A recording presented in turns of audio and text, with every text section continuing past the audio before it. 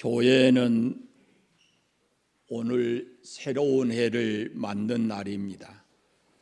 교회력으로 보면 오늘이 대강절의 시작입니다. 예수 그리스도께서 이 땅에 오심을 기다리는 절기입니다. 이미 오셨고 그리고 다시 오실 것입니다. 기다림은 아름다운 것이고 기다림은 곧 행복입니다.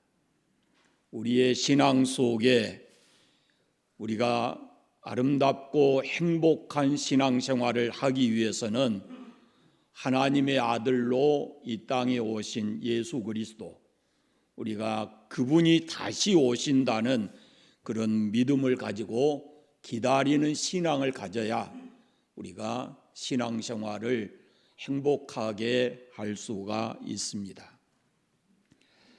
이 기다림의 대강절의 유래는 이렇습니다. 주 4세기 때 스페인에서부터 출발을 하는데 당시 스페인 교회가 1월 6일이면은 세례를 베풀었어요.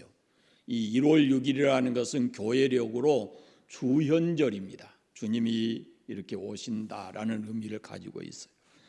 이게 세례받을 사람들은 미리 금식하면서 매일 교회에 출석을 했어요. 12월 17일부터 1월 6일까지 3주간 동안이었습니다. 이것이 대강절의 기원이고 그것이 나중에 프랑스와 로마로 전해져서 507년 교회 투르공이에라고 하는 곳에서 이 대강절로 지정이 돼서 이것이 이제 제9세기에 와서 4주로 이렇게 늘어나게 되었습니다. 전통적으로 교회는 이 대강절에 촛불을 밝힙니다. 보시면 오늘 초가 하나 밝혀졌는데 대강절 첫째 주일이라는 의미입니다. 이 4개의 초가 밝혀져요. 4주니까. 그리고 마지막 날 성탄절에도 이 다른 곳에서는 초를 밝히기도 합니다. 첫째 주에 밝히는 초의 의미는 기다림과 소망의 촛불이고, 두 번째 주에는 회개의 촛불이고, 세 번째 주는 사랑과 나눔의 촛불이고, 네 번째 주에는 화해의 촛불입니다. 그리고 성탄절 날 마지막 그 성탄절에 밝히는 초는 감사와 기쁨의 촛불입니다. 이제 우리가 대강절을 맞는데 이 대강절 기간 동안에 우리에게 이 4주를 지내오면서 이런 신앙의 촛불이 우리의 심령 속에 밝혀지시기를 바랍니다. 살아간다는 것은 어떤 면에서는 기다림의 연속이죠. 우리가 무엇인가를 기다리면서 살아가는 겁니다. 그 기다림의 소망이 있어야 우리가 살아가는 거죠. 가난한 사람은 언젠가 나는 부유해지겠지라는 어떤 기대, 소망을 가지고 살아가는 것이고, 지금 전쟁 중에 있는 사람들은 이제 전쟁이 끝나고 다시 우리에게 평안이 오기를 그렇게 간절한 마음으로 기다리는 거죠. 너무 가물기 때문에 지금 많은 사람들이 비를 기다리는 겁니다. 그러나 우리가 진정으로 기다려야 될 분이 바로 우리 구원의 주 예수님, 그 예수님을 기다리는 신앙을 우리 기독교인들은 반드시 가져야 합니다. 대강절의 의미는 믿음으로 기다리는 겁니다. 내가 기다리는 그분이 누군가를 알고 그분이 나의 생명과 같은 분이라면은 그분을 사랑하고 간절한 마음으로 사모하면서 기다리는 겁니다. 그 기다린다라고 하는 것은 준비가 필요한 거예요. 예수님이 기다리는 자에게 때가 되니까 2000년 전에 약속하신 대로 오셨고 지금은 성령으로 우리의 마음을 찾아오셔서 우리의 아픔을 어루만지시고 필요한 것들을 그때그때마다 채우시고 채우시고 해결해 주십니다. 그리고 마침내는 장차 다시 그 예수님이 이 땅의 재림주로, 심판주로 오실 것입니다. 이미 오신 예수님은 오셔서 우리를 위해서 자신의 생명을 주셨고, 그리고 우리에게 영원한 생명을 주시고, 그리고 우리의 삶 속에 주의 성령을 보내서 때로 아픔과 어려움을 이겨내도록 우리를 격려하시고 힘을 주시고 계십니다.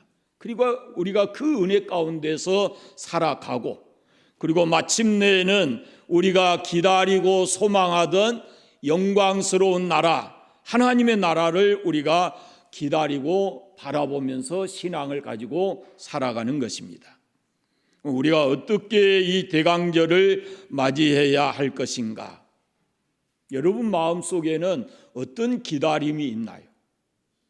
이 현대인들의 삶을 보면은 기다림이나 소망이나 이런 것보다는 요즘에는 이제 그날을 즐기면서 하루하루 살아가는 그런 삶의 모습들을 많이 보는 거죠.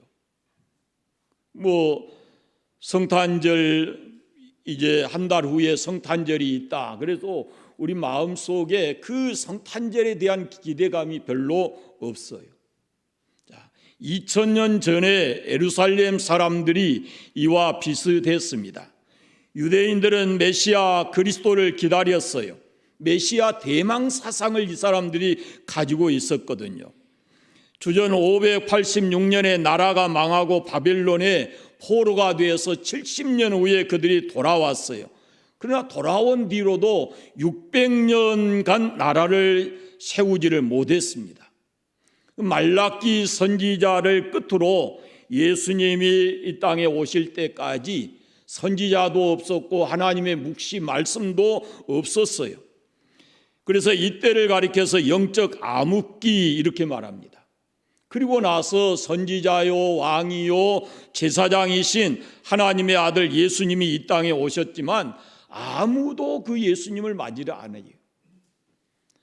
정치 야심가인 헤롯 왕도 권력의 눈이 어두워서 유대인의 왕이 났다라는 동방의 박사들의 이야기를 듣고 그 지역의 2살 아래에 있는 아이들을 다 죽이는 참극을 만들었죠. 거기다가 당시의 종교 지도자였던 대제사장과 서기관들은 성경을 읽고도 종교 권력의 눈이 어두워서 예수님을 만나지를 못했습니다. 영적 소경들이었어요. 거기다가 예수님께서 베들레헴의 여관에서 나셨는데 그때 당시에 그 시민들조차도 장사의 눈이 어두워서 예수님을 만나지를 못했습니다. 예수님을 오신 것을 알아보지를 못했죠. 지금 우리나라의 형편을 보면은 민주화, 자유화, 선진화 이런 이야기들이 참 많고 자유, 평등, 평화, 새로운 나라, 부강한 나라 이런 얘기들을 참 많이 하고 있어요. 세계도 마찬가지예요. 전쟁과 가난과 테러와 분쟁으로 이 종말의 끝으로 치닫는 그런 세상에 이런 진정한 통치자가 나타나서 평화의 나라가 올 것이다 라는 어떤 기대감, 그런 것을 세상도 가지고 있어요. 자, 오늘 본문에 나타난 이 시므온이라는 사람은 그의 평생을 이 메시아가 오심을 기다린 사람이었습니다. 오늘 말씀은 시므온이라는 노인에 대한 말씀인데, 시므온은 오늘 말씀에 보면은 평생 의롭고 경건하게 살면서 메시아가 오실 것이라 라는 것을 기다리면서 기대하면서 살았어요. 이사야 선지자가 예수님 오시기 700년 전에 이 땅에 메시아가 탄생할 것이다 라고 예언을 했습니다. 그때는 예언자들이 있어서 이 메시아가 올 때 어디에서 어떤 모습으로 올 것이다 라는 이런 이야기들을 했었습니다. 그러나 그로부터 300년 후 마지막 선지자가 말라기 선지자인데, 그때부터 예수님이 태어나시기까지 400여 년 동안 이 선지자가 나타나지를 않습니다. 그래서 이 400년을 영적 암흑기라고 부르는데, 그때의 그 끝부분에 와서 이 시므온이라는 사람이 사는 거예요. 이런 영적 암흑기 시대에 살면서도 시므온은 메시아가 오실 것이다 라는 그 기대와 믿음을 가지고 살았다. 의롭게 살았다. 경건하게 살았다. 그렇게 말씀하고 있습니다. 시므온이 메시아를 기다리는 이유가 있었습니다. 26절의 말씀을 보시면 메시아를 만나보고 죽으리라 라는 그런 말씀, 계시의 말씀을 들었어요. 그러니까 이 시므온이 얼마나 간절한 마음으로 그 메시아를 기다렸겠습니까? 그러다 마침내 태어나신 예수님께서 정결 예식을 하기 위해서 성전에 왔는데, 그때 이 시므온이 예수님을 만납니다. 그때는 예수님이 세상에 태어난 지 40일째 되는 날이에요. 그러니까 이 정결 예식이라고 하는 것은 레위기서에 보면은 남자가 태어나면은 40일 만에 정결 예식을 하고, 여자가 태어나면은 80일 만에 정결 예식을 합니다. 그러니까 예수님이 태어난 지 40일 만에 그 부모가 예수님을 성전에 데리고 가요. 정결 예식을 행하기 위해서 갔는데, 그때 바로 시므온이 그 예수님을 보게 되는 겁니다. 시므온이 이 아기 예수님을 받아 안고 오늘 본문에 보면은 이렇게 노래합니다. 29절부터 보시면, 주제여 이제는 말씀하신 대로 종을 평안히 놓아 주시는도다. 내 눈이 주의 구원을 보았사오니 이제 만민 앞에 예비하신 것이요 이방을 비추는 빛이요 주의 백성 이스라엘의 영광이니이다 라면서 하나님을 소리쳐 하나님을 찬송했습니다. 자, 여기 보면 시므온이 기다리는 메시아가 어떤 분인가라는 것을 알 수 있죠. 그럼 오늘 우리가 기다려야 될 예수님은 어떤 분인가라는 것을 우리도 알게 됩니다. 첫째, 시므온이 기다리는 메시아는 위로자였습니다. 자, 25절을 같이 읽겠습니다. 예루살렘에 시므온이라는 사람이 있으니 이 사람은 의롭고 경건하여 이스라엘의 위로를 기다리는 자라. 아멘. 시므온은 민족의 위로를 기다렸습니다. 그 기다림은 바로 메시아를 기다리는 것인데, 메시아가 오셔서 이스라엘 백성을 위로해 주실 것을 그렇게 바라고 있었어요. 당시에 이스라엘은 로마의 지배 아래에 있었습니다. 그러니까 로마의 식민지였습니다. 안타깝게도 이 이스라엘 역사를 보면은 과거에 수도 없이 많은 나라를 잃고 포로로 식민지에서 그렇게 삶을 살았죠. 그런데 이때 당시에도 이 로마의 식민지였어요. 식민지의 삶이라는 것은 고달프기 짝이 없습니다. 무거운 세금을 걷어가지요, 모든 권력을 다 장악하고 땅과 자유와 인권을 빼앗겼지요. 사람 죽이기를 그냥 쉽게 하지요. 살아있는 사람들은 모든 지배국의 종들처럼 그렇게 살아가야 했습니다. 그 당시에 이스라엘은 정말로 위로가 필요했습니다. 그런 시절 시므온은 늘 성전에서 하나님께 기도했습니다. 하나님, 우리 민족을 위로할 분을 보내주세요. 그렇게 하나님께 기도했습니다. 하나님께서 위로자가 오시기까지 너는 죽지 않을 것이다 라고 그에게 말씀하셨고, 시므온은 힘을 얻었어요. 그리고 기다리는 위로자가 바로 메시아, 곧 예수님이셨습니다.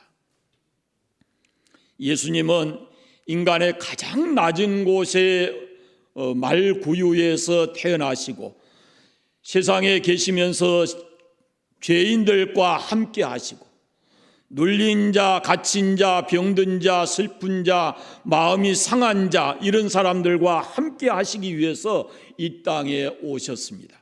그리고 우리와 함께 하시기 위해서 종이 되셨고 죽기까지, 십자가에 죽기까지 자기를 복종시키시고 그리고 마침내 십자가에서 죽으셨습니다. 이사야 40장에 보면은 이스라엘 민족이 바벨론 포로되어 갔을 때 선지자 이사야를 통해서 하나님께서 주신 말씀이 내 백성을 위로하라 라는 말씀을 주십니다. 이사야 40장에 보면 1절에 너희 하나님이 이르시되 너희는 위로하라, 내 백성을 위로하라 라고 말씀하십니다. 예수님이 이 땅에 오심은 이 땅에 있는 죄의 포로가 돼서 사람답게 살지 못하고 모든 것을 뺏기고 어둠의 권세 아래 짓눌려 사는 사람들을 위로하고 새롭게 하시기 위해서 예수님이 이 땅에 오셨습니다. 아브라함 링컨에 대한 이야기가 이런 이야기 있습니다. 남북 전쟁 당시에 전투를 주의하는 장군들에게 많은 관심을 쏟아왔는데 그 전투에서 희생된 병사들을 생각하면서 늘 마음 아팠다고 합니다. 그리고 부상당한 병사들이 있는 병원을 방문했는데 군의관이 이제 죽기 직전에 있는 한 병사에게로 이 링컨을 안내했습니다. 그때 링컨이 이 죽음 직전에 있는 병사에게 이렇게 말합니다. 내가 당신을 위해서, 당신의 마지막을 위해서 내가 할 수 있는 일이 없겠는가? 라고 물었습니다. 그랬더니 병사가 그가 링컨인 줄 알지 못하고 대통령인 줄 알지 못하고 이렇게 말을 합니다. 제 어머니에게 편지를 쓰고 싶은데 제가 부른 대로 좀 써주실 수 있습니까? 라고 얘기를 해요. 그래서 링컨이 그 병사 옆에 앉아서 그 병사가 입에서 부른 대로 받아 쓰는 겁니다. 보고 싶은 어머니, 저는 제 의무를 다하던 중에 그만 부상을 입었습니다. 아무래도 예전처럼 회복되지는 못할 것 같습니다. 제가 언제 떠날지라도 저 때문에 너무 슬퍼하지 마십시오. 존과 메리에게도 저 대신 입맞춰 주시고요. 하나님께서 어머니와 아버지를 축복해 주시기를 빌겠습니다. 이렇게 글을 썼어요. 링컨이 그 편지 말미에다가 서명을 하는데 당신의 아들을 위해서 에브라함 링컨이 이 편지를 대필했습니다 라고 썼습니다. 그 병사가 편지를 자기에게 보여달라 이렇게 부탁을 했어요. 그리고는 편지를 읽어보다가 마지막에 그 에브라함 링컨이라고 기록된 사실을 알고 물었습니다. 당신이 정말로 대통령입니까? 링컨이 답을 합니다. 네, 그렇습니다. 내가 이 나라의 대통령입니다. 내가 당신을 위해서 해줄 수 있는 또 다른 일이 없겠습니까? 그랬더니 병사가 이렇게 말합니다. 대통령님, 내 손 좀 잡아주십시오. 그러면은 제가 나라를 대통령님께 맡기고 평안히 떠날 수 있을 것 같습니다. 라고 했다는 것이죠. 그 말을 하면서 병사의 눈에도 눈물이 맺혔고 링컨의 눈에도 안타깝고 비통한 눈물이 보였다고 하는 겁니다. 마지막 죽어가면서 나라의 대통령이 자기 손만 잡아줘도 그것이 기쁨이, 그 위로가 되고 힘이 되겠다라고 얘기한 거예요. 여러분,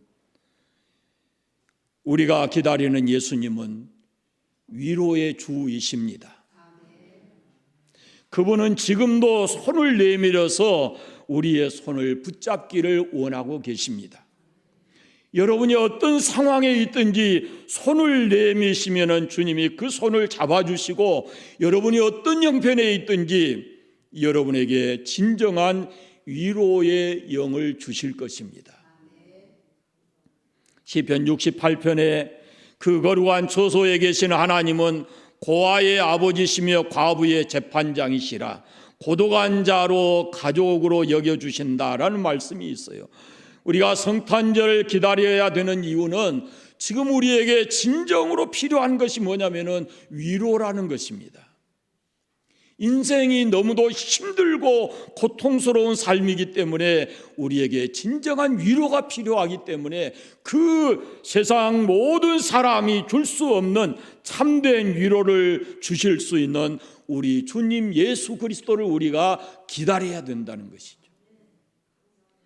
우리에게는 위로가 필요합니다. 인류 역사상 가장 위대한 위로의 사건이 바로 죄인들을 위해서 예수님이 이 땅에 오셨다라는 것입니다.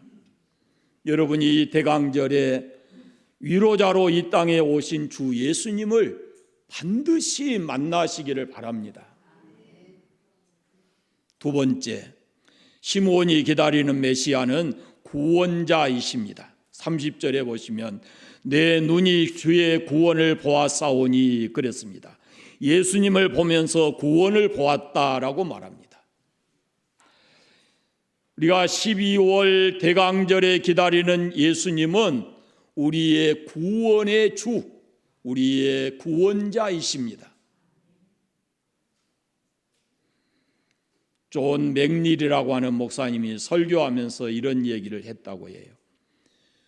어떤 사람이 술 마시고 기찻길 위에 취해서 기찻길 위에 지금 내일을 펴고 드러누워 자고 있습니다.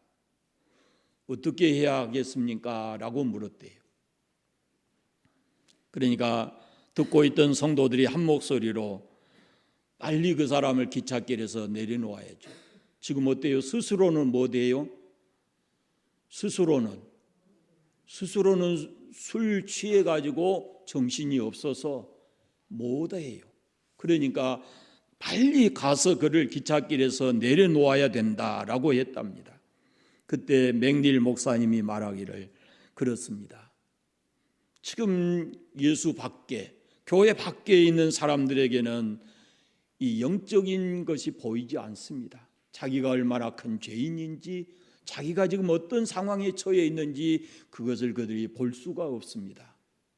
그렇기 때문에 그것을 환히 알고 맑은 정신을 가지고 영이 살아있는 우리 성도들이 가서 기차가 오기 전에 달려가서 그 사람들을 거기에서 내려놓아야 하듯 우리가 구원을 알지 못하는 많은 사람들에게 가서 이 구원의 복음을 전하고 그들을 구원하는 것이 우리의 몫입니다라고 얘기했다는 거죠.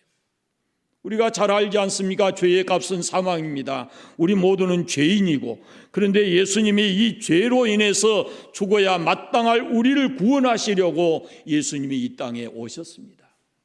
다른 구원자가 없습니다. 예수님만이 우리의 구원자이십니다. 시므온은 아기 예수님을 안고 주의 구원을 보았다라고 말씀해요. 인류의 구원자가 바로 예수님이십니다.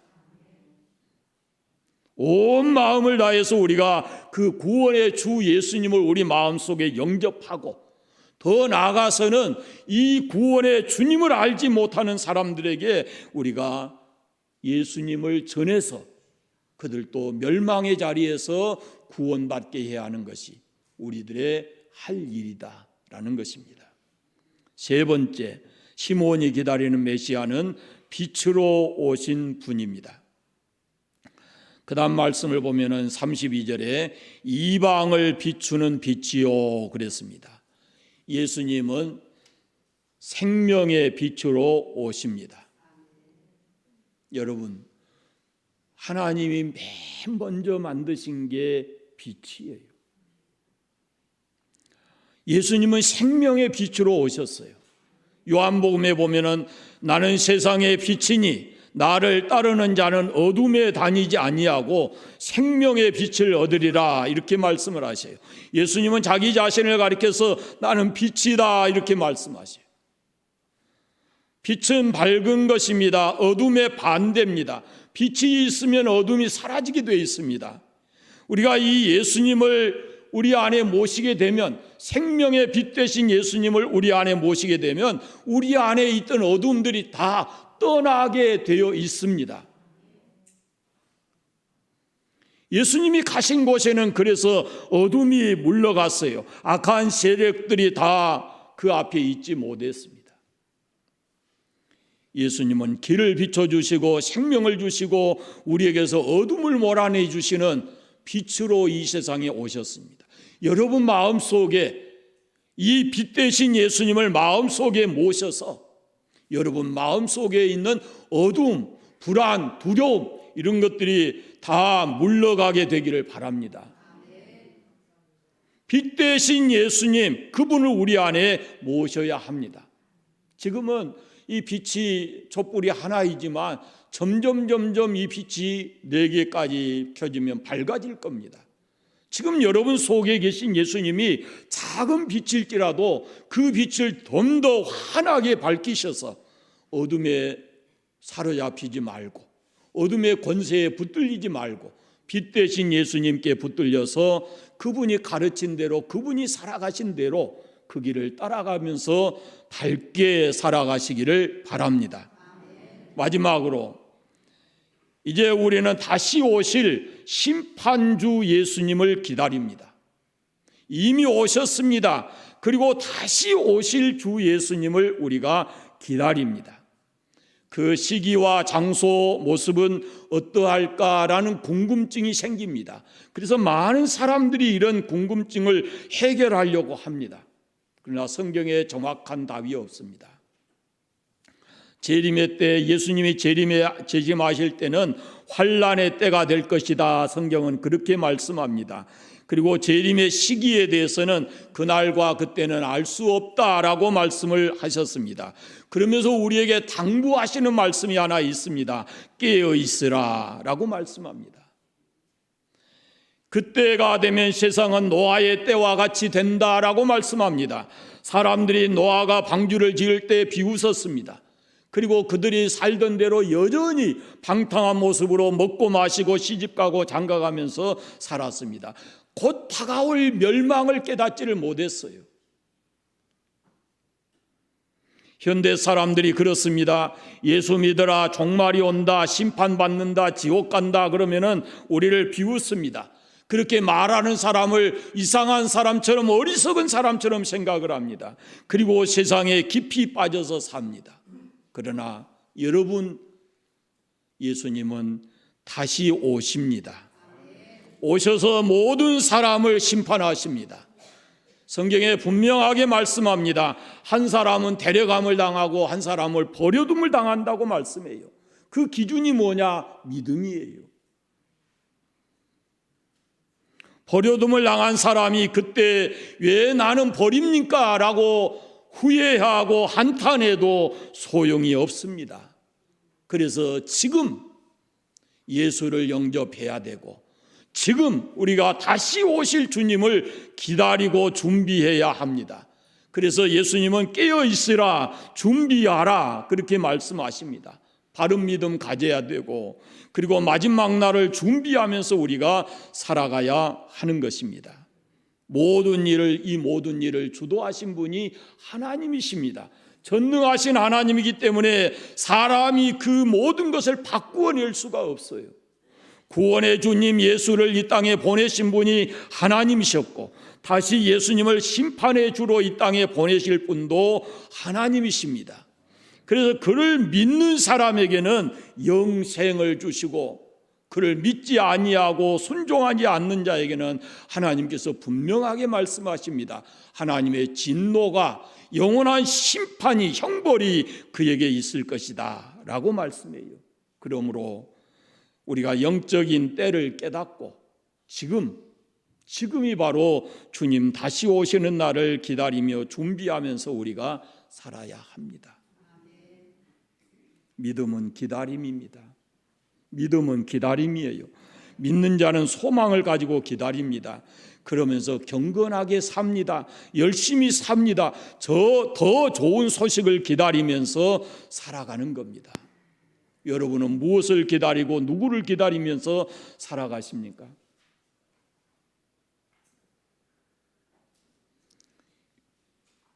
위로의 주님, 생명의 구원자로 오신 주님, 빛으로 이 땅에 오신 예수 그리스도를 우리가 마음에 모시고 경건하게 믿음을 가지고 열심히 살고 그리고 다시 오실 예수님을 준비하는 그런 믿음을 가지고 세상에 깊이 빠져서 방황하거나 잘못된 삶을 살지 말고 믿음 지키면서 하나님께 영광 돌려드리고 살아가게 되시기를 바랍니다.